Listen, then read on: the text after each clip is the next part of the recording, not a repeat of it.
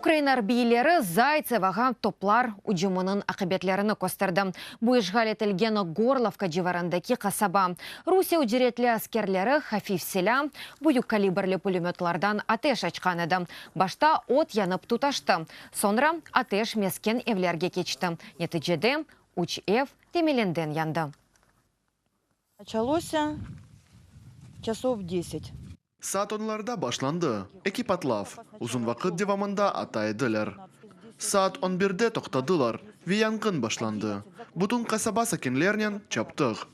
Горелся один дом, потом загорелась трава возле дома. Bir ev yanıp tutaştı. Sonra ot. Bir şeyden yandırıcı kurşunlar ile ateş açtılar. Damı yanmağa başladı. Hem yerli ehali, hem askerler söndürmeye tırışaydı. Aksalda. Mesken evlerde yanar idi.